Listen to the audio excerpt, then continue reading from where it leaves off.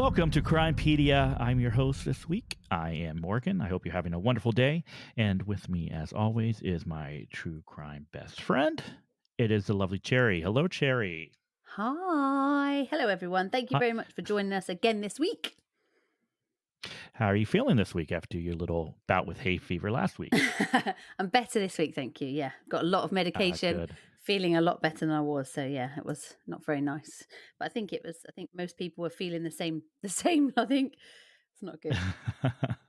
No, you did very well. I think, yeah, we had bit of a coughing spell through there, but We did. overall, Yeah, I'm surprised I managed did to get really through it. To well. be honest. Yeah, it was good. And so, did you hear this week the CrimeCon UK tickets have gone on sale for next year already? No, I missed that. That's Yeah, so amazing. early bird tickets have gone on sale. So if you want to get tickets at a discounted price, you can get them now and just go to crimecon.co.uk and you can find out all about your different ticket prices and different levels that you can get. If you use Crimepedia as your code, you'll also get a further 10% off as well. So you can get yourself lots of discounts ready for next year. There's no venue named at the moment, but they should be coming shortly. So there is going to be a new venue next year. And I think it's going to be bigger and better than we've ever had before. So it'll be absolutely brilliant. And it's going to be the same weekend as this past year, so June Yeah. 10th and 11th. Yeah, next year. And then obviously, if you haven't been before and you want to know what it's like or you want to have a taster of it, you can come up to Scotland this September, September the 10th, I think it is. And you can use our code again, get yourself 10% off of that. Tickets are still on sale for that as well. That's just a one-day event. It's like a taster event, so that should be really good fun. There's loads of speakers. Most of the speakers that were at CrimeCon London are going to be in Scotland. So I think it's going to be another one of those nice intimate events where you're going to get to walk around and chat to everyone. So if you want to know what it's like and you're interested, then book your tickets now for next year, and then you've got all year to pay them off. Perfect. And you'll love it. You'll absolutely love it. Yeah, I would suggest if you're able to make it up there, definitely make it up there. Um, Yeah. and there's going to be plenty of things for you to do. There's going to be plenty of podcasters for you to meet, and it's going to be able to Yeah. meet Cherry. Unfortunately, I will not be there because flying from the It's a bit United far for you States to to travel. Scotland is kind Yeah. of far for one day. It is, but yeah, but then we've got next year. We've got CrimeCon London again next year, so there's plenty of time you can get to meet us both, and it'll be fun. It'll be really fun. Yep. Yep. Got CrimeCon London. Then next September, we will be back Mm-hmm. at CrimeCon in the United States in Orlando. So that's Yes, September 2023. yeah. So you'll be at that one as well, won't you? So I double whammy will. next year. Double whammy. Mhm. It's going to be good. Be, It's going to be good. be fun. What else was I going to say? There was something else I was going to say. Thank you to some people for suggesting cases to us this week. I've had some case suggestions come through. So if there's a case that you'd particularly like us to have a look at, or if there's something that's always bugged you and a case that we're in a town that you grew up in or something like that you want us to talk about and you want us to look into, if we can do anything with it and we can help, then we will. So just send us a quick email. You can do that to contact@Crimepedia Podcast, or you can just find us on Instagram. Will probably be your best bet, and then we'll have a look and see if there's anything we can do to help. Excellent. Well, is there anything else before we start this week's episode? Nope, I think we're all good. All right. Well, let's jump right into it then. When Caleb Diehl went missing in 2015, his family had no idea that dark secrets would be discovered during the investigation into his disappearance. His case would become much larger than that of just a missing teen. It would shock his North Texas community. This is Crimepedia, and this is the disappearance of Caleb Diehl. All right, Sherry. Caleb Diehl was an 18-year-old high school senior from Nocona, Texas, a small community of roughly 3,000 located in North Texas. Okay. The youngest of Chad and Tammy Diehl's 4 children, Caleb was considered a mama's boy who was adventurous and fearless. Caleb would do anything he could to keep up with his older brothers and sisters. Oh. Anything his siblings did, he wanted to prove that he could do it too. Now, Caleb was very independent and wouldn't share every detail of his everyday life with his family. It wouldn't be uncommon for days to go by without the family catching up with him. Oh, that's sad. It is. Well, I was kind of the same way, though. where I just kind of I don't want to say I've days without my parents seeing me or whatever, but I was a Mm. kid that, when I would wake up, I'd get ready and I would be out the door and I'd be with friends, I'd be out, adventuring, whatever. And then I'd come Mm. back when the streetlights When came the on. lights So I went was kind on. of Yeah, yeah. yeah. Yeah. Now, although he grew up in Nakona, he had been living with his oldest sister Courtney in Grapevine, Texas, roughly an hour and a half south where he attended high school. Now, because most of his family was still in Nakona, Caleb would spend most of his weekends there with his mother, Tammy. Now, when he was in Nakona, Caleb could usually be found hanging out with brothers Chris and Trey Howard. The Deal and the Howard family spent a lot of time together, including vacationing together. The father of the Howard brothers was Ricky. He was a former bank president and a well known businessman and cattle farmer.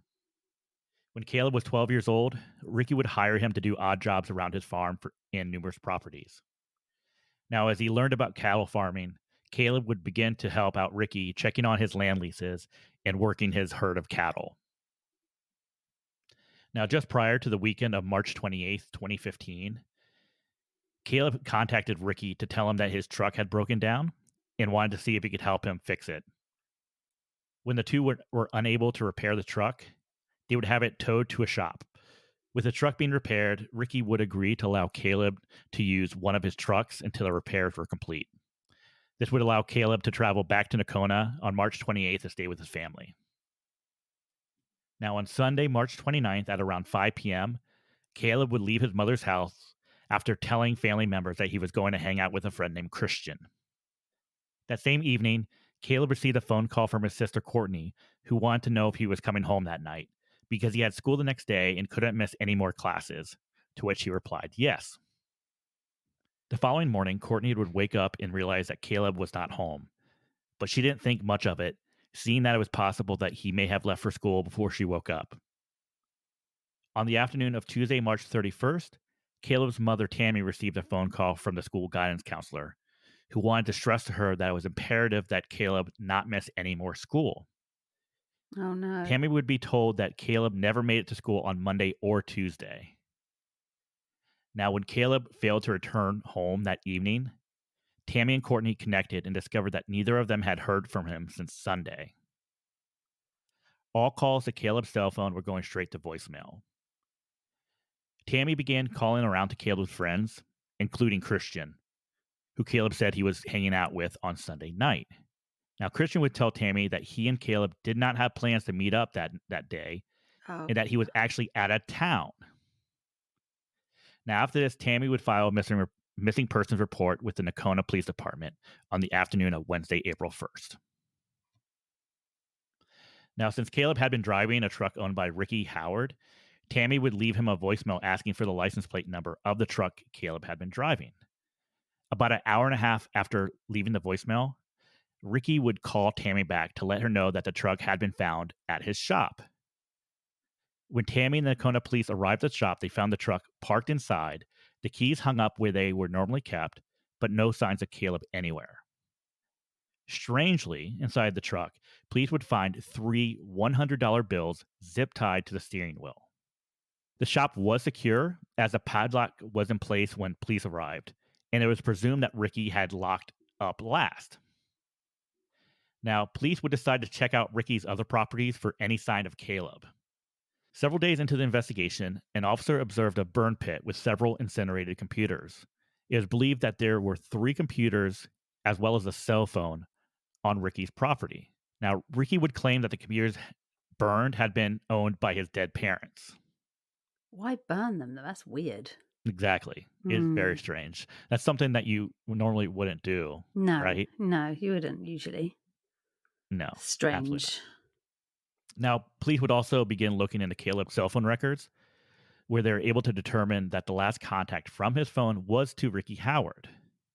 They were also able to track the phone to Ricky's property just prior to it either losing signal or it being powered off. Now, when confronted with this information, Ricky told police that Caleb had told him that he had met a girl in Oklahoma and was going there to work for a few weeks and to help her uncle. Now, there was no one that was able to corroborate the story. So it seems like this story is just completely bogus. Yeah, No one in completely. Caleb's family had ever heard about anyone in Oklahoma.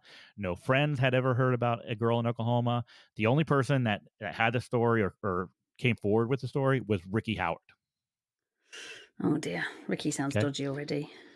He's well, we'll get to it. Ricky is very dodgy. Now, Ricky would also tell investigators that he had found a smashed phone on the floor of his garage, but he had thrown it away. Wait, what? Police He would had thrown so the phone was smashed in the floor of he his garage, but he had thrown that phone away and then somebody else had brought it back and smashed it in his garage. Is that what he's well, yeah. saying? So no, he's saying that yeah. So he went to his garage and there was a phone. He found a phone that was smashed Oh, he on the found a ground. smashed phone. Oh, I see. Yeah, Okay. and then he He threw threw it away. that away. Okay. That's more Yeah, plausible. Okay. instead of I mean, yeah, I suppose, but wouldn't you want to go, hey, whose phone is this? Probably, but if you did go in your garage and there was a smashed phone on the floor, you probably would just pick it up and throw it away because it's got no. So I can see that happening. I I thought you meant he suppose. smashed it and threw it away and then it ended up back in his garage. I was going to say, well, that's a Oh bit no, no, weird. That's a no. bit strange. Now the another thing strange happened, if Mm, you want to call it strange. Police would also discover that the day after he became involved in the case, in the investigation, mm. Ricky had gotten rid of his own phone and broke the SIM card from that phone. Well, then straight off, that's suspicious, isn't it? Nobody does that. Uh, Nobody gets rid of yeah, their phone and then smashes up the SIM card inside, unless you've got exactly. something to hide. Exactly. Okay. Exactly. Now, seeing these numerous red flags in Ricky's Mm. stories, the Deal family would confront Ricky, of course, because they're Yeah, friends. They've they're been friends friends. for years, right? Yeah. Now, he would continue to insist that he did not know what had happened to Caleb, right? Not looking good for you, buddy. It's not.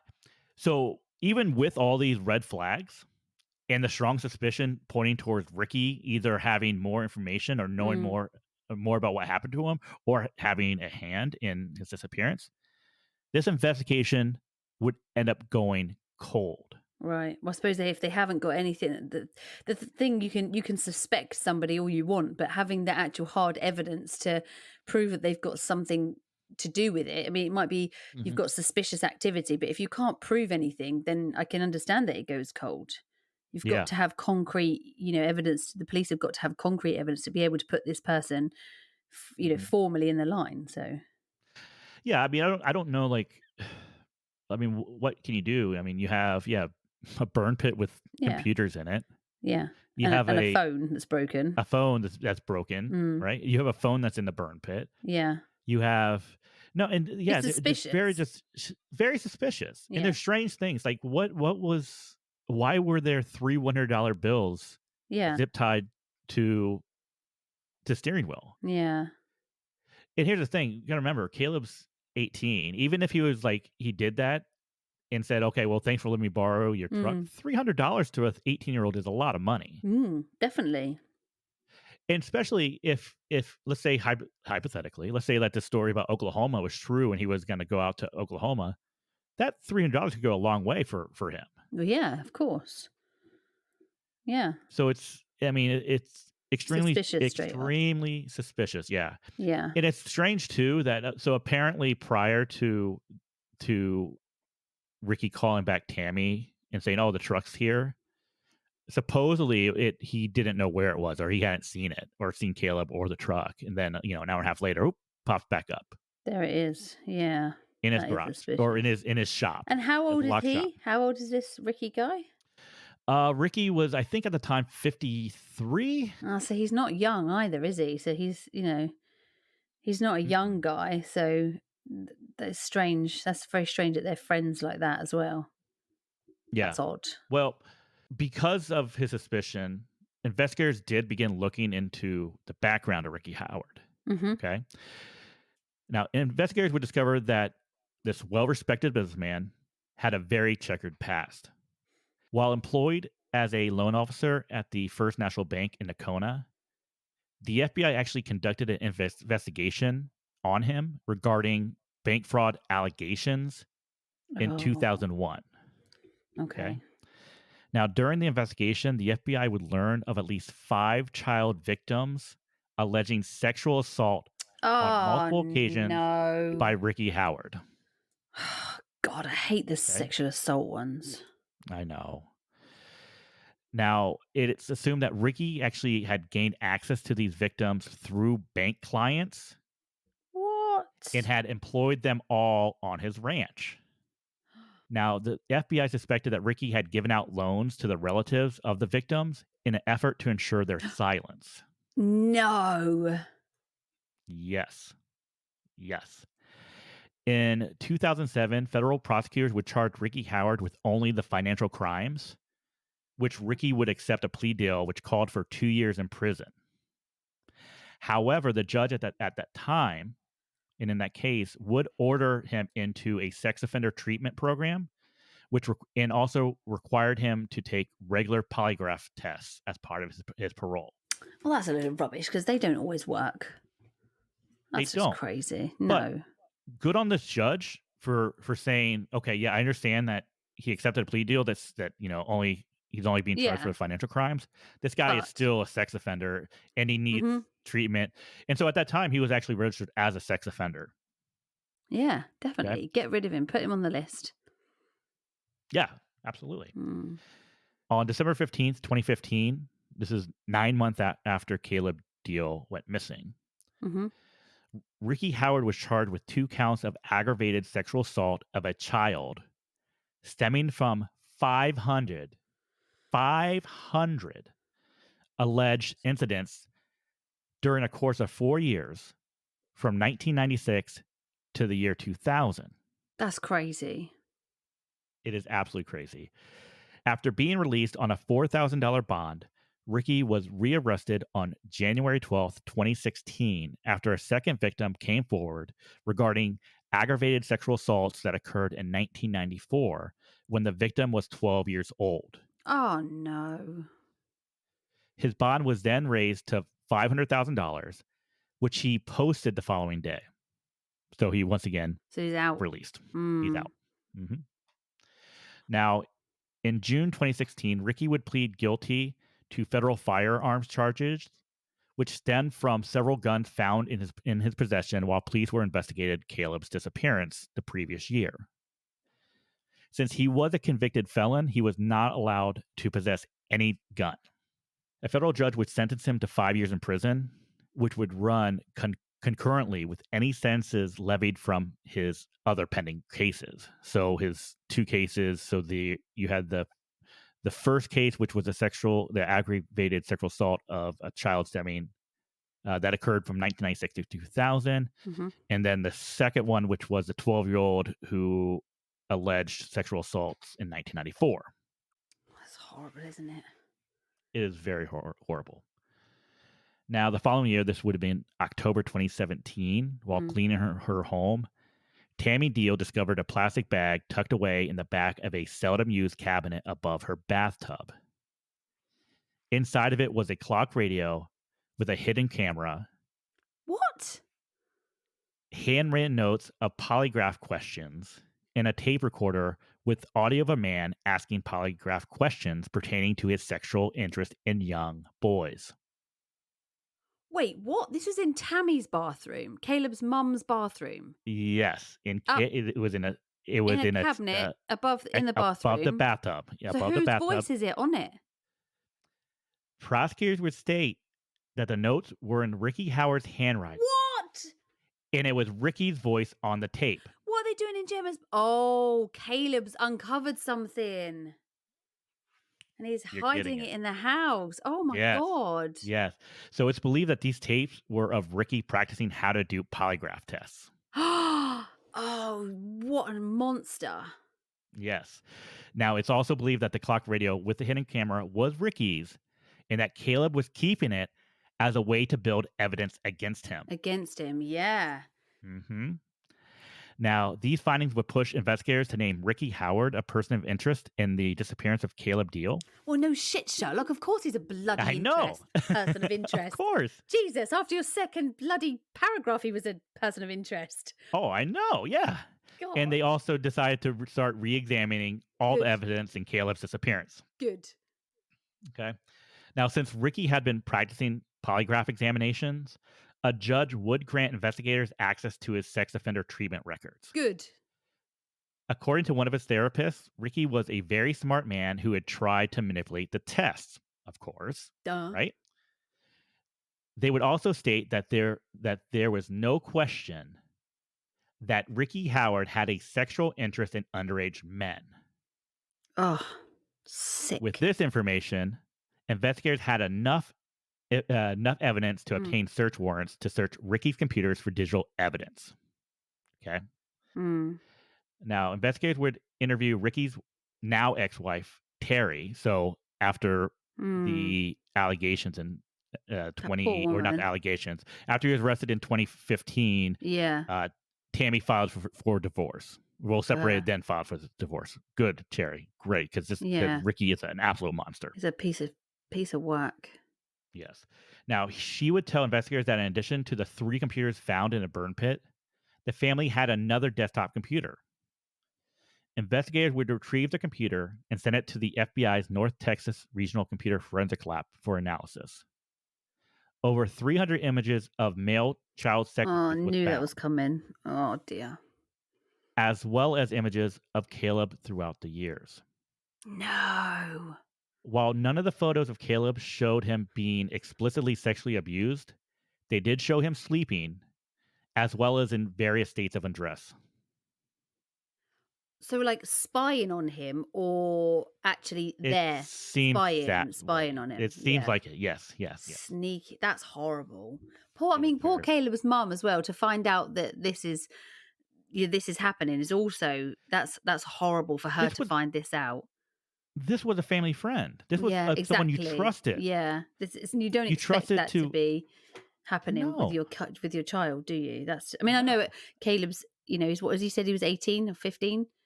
I mean, when he disappeared, he was 18 at the time of his disappearance. So even then, it's not nice to think that there's somebody that's been preying on your kid, someone that you would have trusted in and out of your home and with your, looking after your kid or whatever. That's horrible. It is very horrible. Now, investigators would also search the ranch that Ricky began living in after his separation from his wife. There, they found evidence of a laptop that he had purchased and gave to his daughter in Tennessee. Once they were able to gain possession of the laptop, they would find an additional few hundred images of child sexual abuse, including images of Ricky molesting a boy who was later identified as Caleb. Oh, God. It was determined that the pictures had been taken while Caleb was about 13 to 15 years old. That's crazy. So after Caleb had been hired to work for him, yeah, Ricky began sexually assaulting Caleb. Poor Caleb. It's horrible. And the thing is, with offenders like him, it's not something that they stop. So this, the different various computers and stuff, this is something that's within them. It's not something that they could just give up and stop doing. I mean, we know this with notorious crimes, that we go back and look at. They may stop for a period of time where things are happening, where they have their own children or there's something going on in their own life, but they always return to it. I mean, it's proven. They always go back. So there was always going to be, the police would only have to wait. But the problem is waiting. They just know that there's going to be another victim. And unfortunately, with that kind of thing, you're waiting for the next victim, which is a horrible position to be in because you're waiting for somebody else to be molested. And that's horrific. Yeah. It's horrific. And with Ricky Howard, as soon as he was released from prison and, what would it around 2010, his interest or his concern wasn't into getting better or not molesting or not abusing. His only interest was, how can I get away with this? Oh, jeez. How can I trick? He knows I have to go and I have to take polygraphs. They're going to polygraph me. Yeah. So let's teach myself how to beat them. How can I beat how can I beat this polygraph? That was his only concern. His concern was never the children. No. And his concern was, how can I continue doing this? This is just going to carry on. This guy's just going to carry on with this. But they need to send him to Isle de la Cherry. The island where they get the punishment that's coming to them. Yeah. Yeah. That's just crazy. That's horrible. It's really horrible. I don't like this case. No, I don't like this case at all. As a result of these photographs in October 2018, Ricky Howard was charged in state court with possession of child pornography, Good. with unknown victims, and indecency with a child by exposure and by sexual contact, that child being Caleb Diehl. In February 2021, he was charged in federal court with sexual exploitation of a minor, that minor being Caleb Diehl. Now, his first trial would end in mistrial after a jury sustained an injury in a fall and could not be replaced. However, afterwards, Ricky Howard did reach a plea deal with the prosecution, pleading No. guilty to one count of sexual exploitation of a minor. More than 40 other charges, both state and federal, were dropped. In October 2021, he was sentenced to the maximum term of 30 years in prison. So that's not enough. It's not enough. Not for this guy. No. Now, authorities are still unsure as to what happened to Caleb Diehl, and no charges in his disappearance have ever been filed. Foul play has not been ruled out, and investigators think that it's possible that Ricky Howard was involved. Oh, definitely, I would say. But again, this is again a frustrating point of the case in that the most likely culprit is him. And we already know that Caleb's got evidence against him, is trying to prove evidence against him for the things that he's done to him.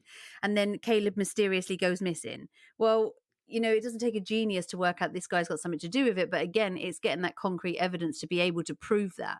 And that's the really frustrating thing in this case. Yeah. And I promise this is not a repeat of my last case, right? I just did Brittany Wood, right? You did, yeah. She was 19 years old. Yeah. She had been a victim of sexual abuse. The last person she went missing, last person she contacted and had seen and had been with was her abuser. And she goes missing. And then we have Caleb Diehl. He is a victim of sexual abuse, sexual assault. The last person he contacts, the last person to have known to have seen him, is his abuser. He goes missing.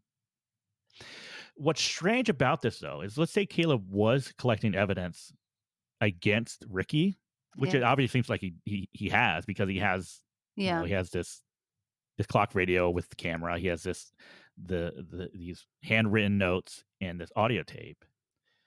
He was still really relying on Ricky. Like, he's calling up Ricky to help him with his truck. He's borrowing Ricky's truck.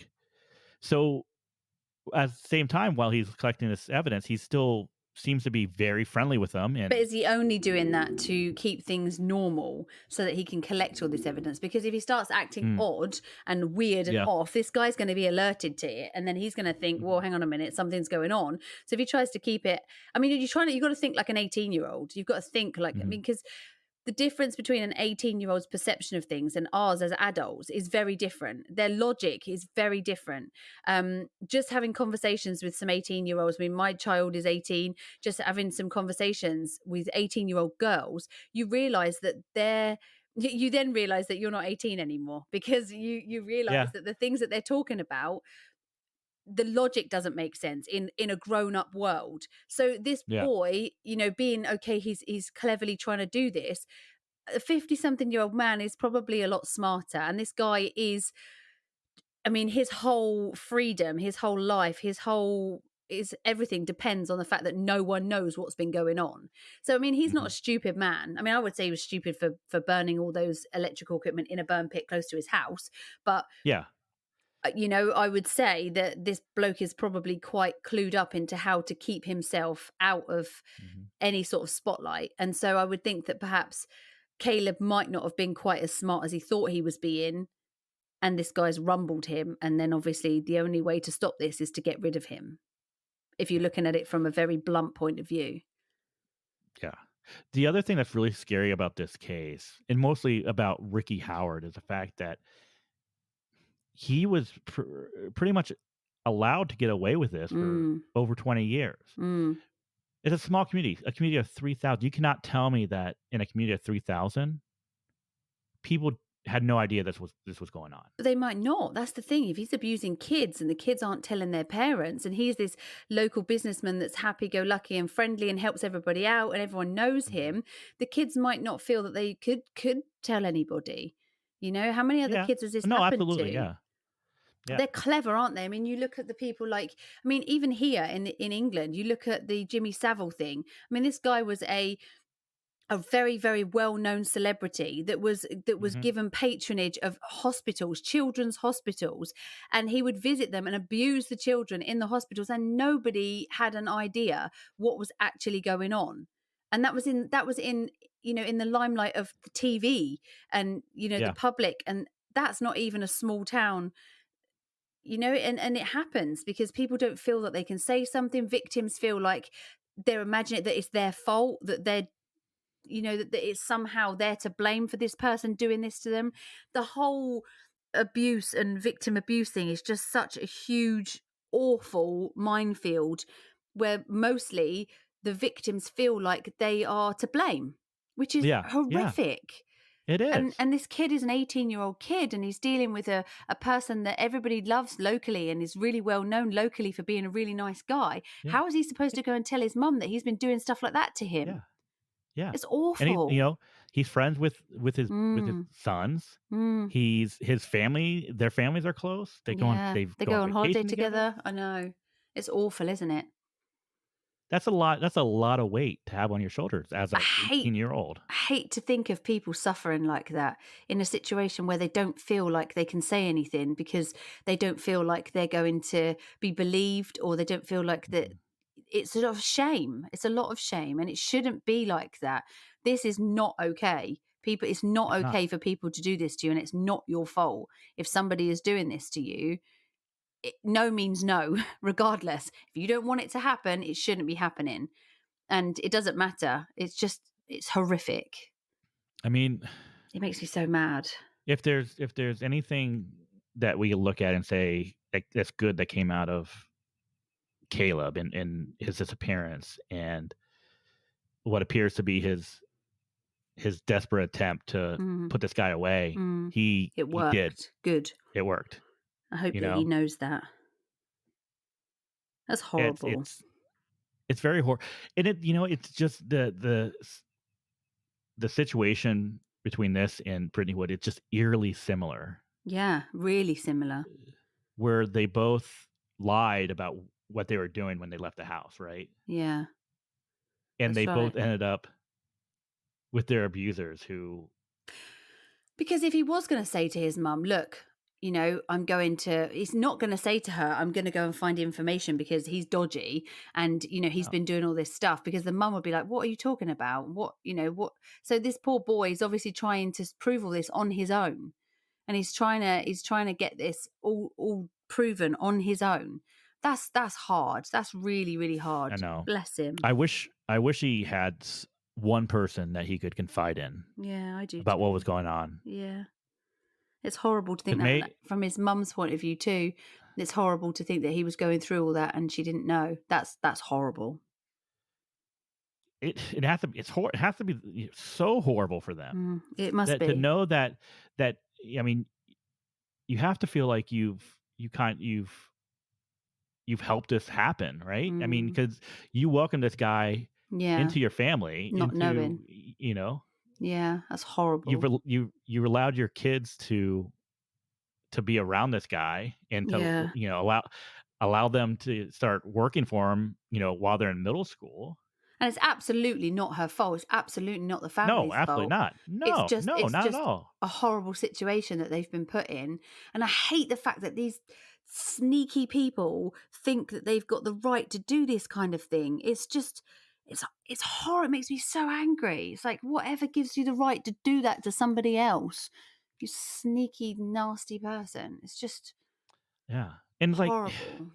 So he's just in prison now going back, still. he's in prison now. Yeah, so Good. he's in prison. Um, I hope they know I what think he's in he's. prison for.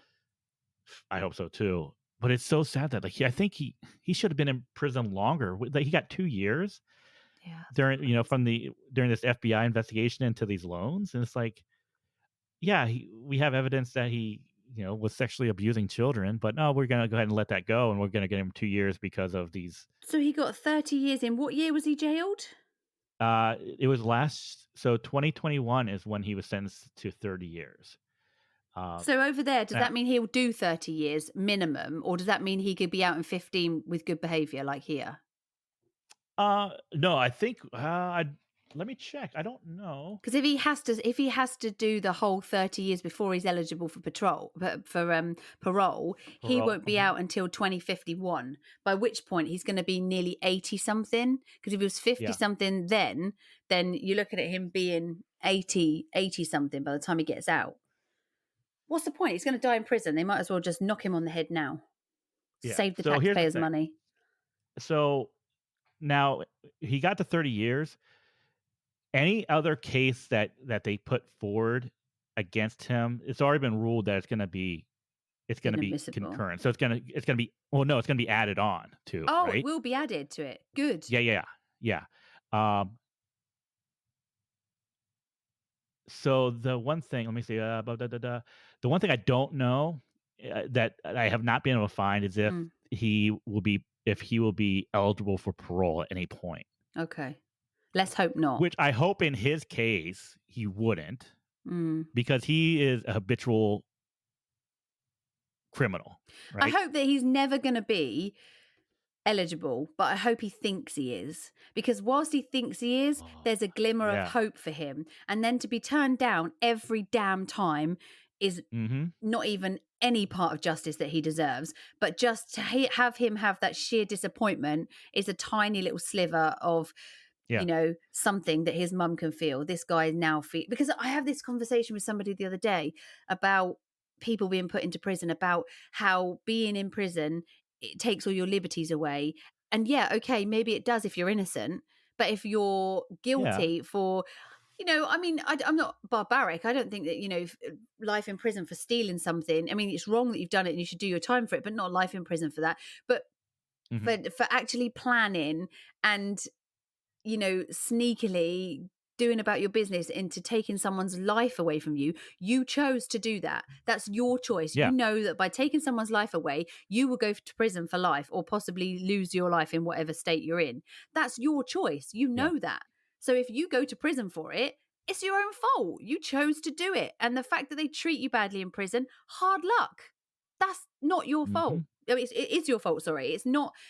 I don't think you have any. You don't have any rights in prison. I don't care if you've done something like that where you have brutally murdered someone, you've abused children, you don't deserve any rights. I don't care what the human right people say.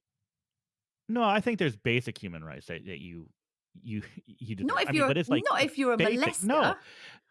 I don't think you should at all. I don't think you should ever feel happiness. You should never feel warm ever again. Oh, no. No. Sleep on a bloody floor. I know what you mean. Because you cause someone untold pain for the whole of their life, something that they're never going to forget just for your sexual gratification. No. No. Yeah. I don't think you give up your rights the minute you do something like that. Yeah. Oh, don't even get me started on this. Here's the thing. There's absolutely no way if this guy ever goes in front of a parole board, there's absolutely no way they could ever give him parole, right? Because he has a history of deception. He cannot go in front of a parole board and say, "Oh, I've changed my ways and I see what I've done and I see how evil I am." Bullshit. And I have repented and I'm a better person. No, because he has a history of deceit. Yeah, absolute right. And I don't believe that. I don't believe that these people that say, "Oh yeah, these abusers can go into jail and come out different people." No, it doesn't work like that. It doesn't work like that. This is a physical thing within them. It's an attraction that's within them.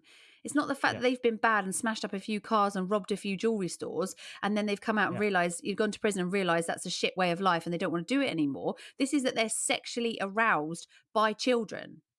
No. Yeah. No. Why don't we allow these victims who he abused as underage children? Yeah, let them Why decide. don't we say, "Hey, listen, we're gonna if you want, as a group, whatever, and one-on-one or as a group, you guys can confront him. Now that you are grown-ass adult men, Yeah. we'll turn off the cameras. But it depends, doesn't it, on whether We'll look that would away. destroy them even more, because he could be sat Yes. there and he could be such an arsehole about it, and he could be really smarmy, and he's got that little bit of control about them over them, hasn't he? Because he's always going to Yeah. be the person that abused them, that took Yeah. that liberty away from them. And you'll get those people that would use that to their advantage, and that could further damage those people. But I think Yeah. it would be interesting for the parole boards or for the prison, the correctional facilities, to ask those people, what do you think would be a fitting punishment for this person? Yeah. What would be your thoughts on this? Should he be thrown in a 4x4 cell with no lights, no windows, and literally basic rations of food for the rest of his life so that he suffers for what he's done? Or should he be allowed to go and do his GHD or whatever, GED or whatever you guys call it? And should he be able to go and do an accountancy course and learn loads of things and read loads of books? No, I just can't get my head around it. Do you think there's ever a situation, or is this situation, where you would be okay with something like chemical castration? I think a full neck castration would be better, to be fair, you know? Yeah.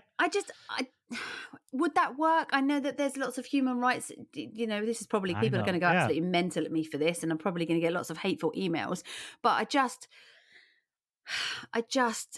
this ruins people's lives. It ruins people, all for somebody's Yeah. sexual gratification, and it's just wrong. It's wrong. Yeah. It's so wrong. And I'm all for rehabilitating prisoners. Don't get me wrong. I'm all for rehabilitating prisoners. I've got friends that have been prisoners, and I'm all for rehabilitating them because it works, Yeah. and it's good in some instances. Some But for situations. this kind of stuff, I don't think I've ever seen a case where this person still doesn't have that sexual attraction to children afterwards. This is an issue with his brain. His brain is not wired correctly. And this is where the argument comes in for the human rights. They're saying that he's a human anyway, and that he's sick, and that's the case, is that he doesn't deserve to be punished for the rest of his life because he's actually ill. Yeah. Well, unfortunately, that's the case.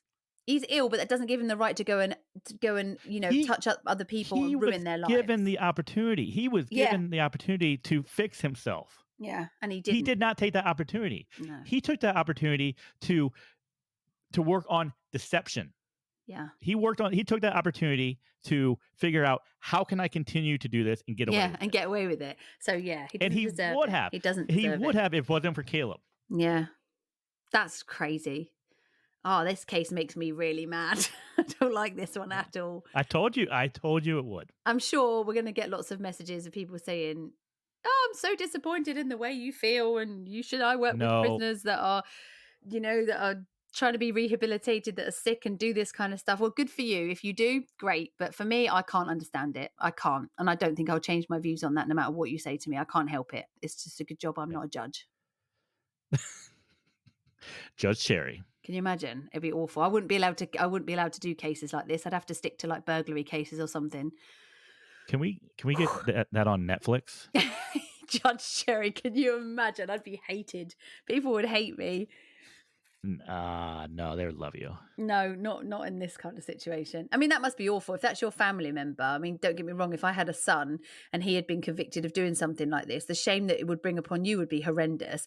But the fact that you'd still love that child, it's still someone's child, but accepting what he's doing to other people, you couldn't. I don't think I could. I'd love him still, but I couldn't accept the fact that he's doing this to people and wrecking their lives. And it'd be heartbreaking. It would be awful. It'd be absolutely awful. And I feel so bad for Caleb's mum. And I hope that she's got some tiny bit of happiness knowing that her son is responsible for getting this monster put away. But again, she's another mum that's left not knowing what's happened to her child. And that just, that breaks my heart. It's horrible. And I think it's quite obvious. We're both in agreement that, that Ricky Howard had something to do with his disappearance. Yeah. And that he's the one person that could end this pain for and he Caleb's knows it, family. doesn't he? He knows it, and he doesn't. He has never ever spoken about Caleb's disappearance. Of course he so hasn't. he refuses to talk about it. He won't say anything about it. He won't give out any information. It's that final bit of control that he's got, isn't it? Yeah. Yep.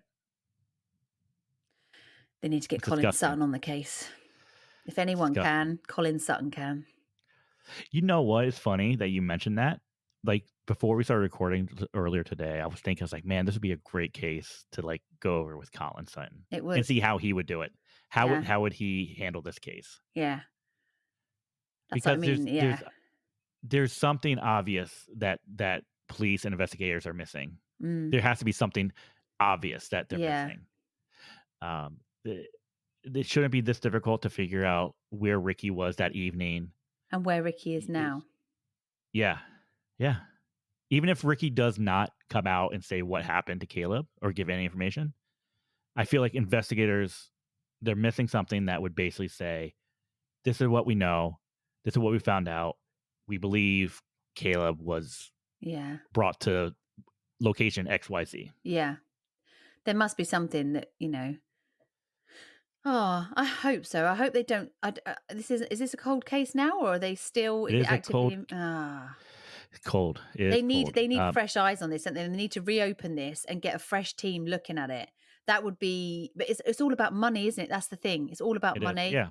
And this is a small But then community. I mean, why so don't they give? If that's the case, why don't they give cases to people like us? Then why don't the police say, right, look, this is what we've got. We haven't got the resources to do this. mhm. Would you be interested in looking over this, telling us? I mean, not because we would be better than them, but just purely because No. we have more time and we have Yeah. more.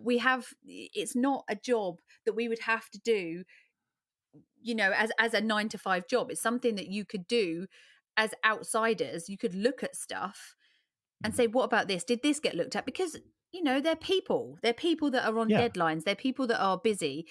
Why aren't cold cases opened up for ex-detectives or ex-law enforcement to then look over, and for them to look into this and say, I mean, obviously there's going to be some sort of things that they keep behind, but if you Mhm. then come up with this and say, well, look, what's this? And they say, we can't talk to you about that, but we're on that.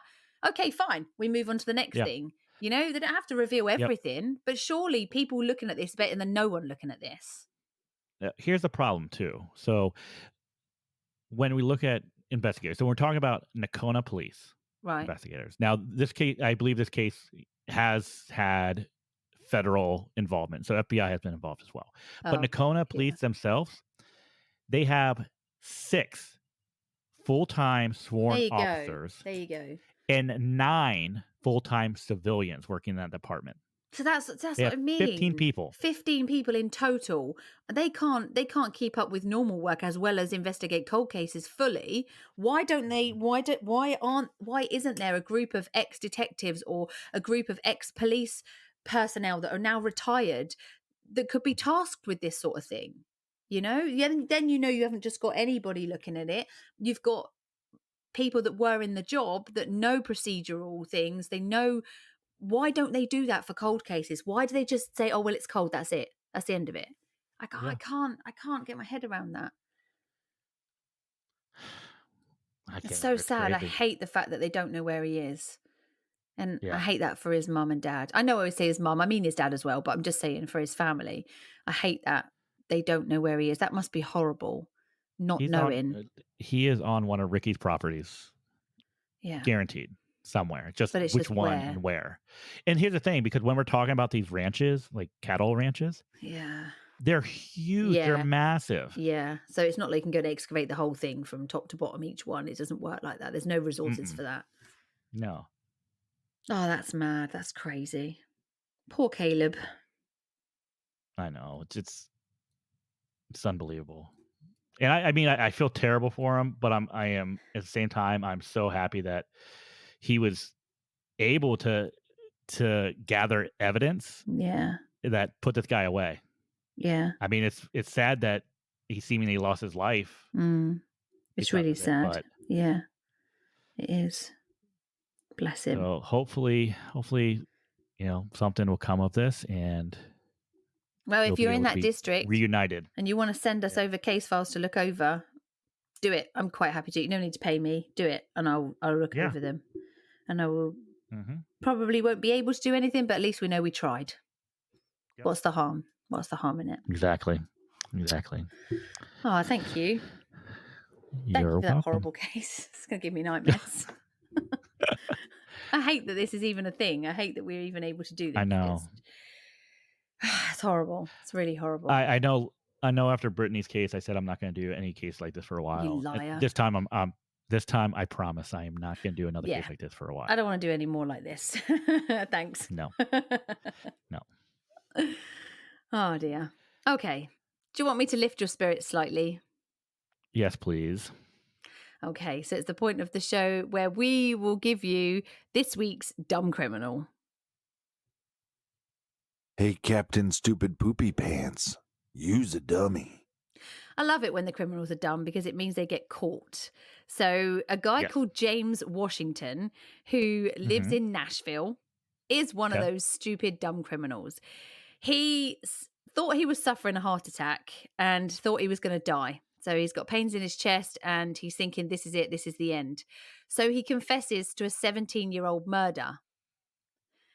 Gets it off his chest before he dies. Okay. Gets it off his chest before he dies and confesses to everything. And then realizes it's just indigestion. Oh, no. So then, obviously, after confessing to this 17-year-old murder, he's then arrested and sentenced to the rest of his life in prison. Go indigestion. No. Oh my God. It's a true story. It's a true story.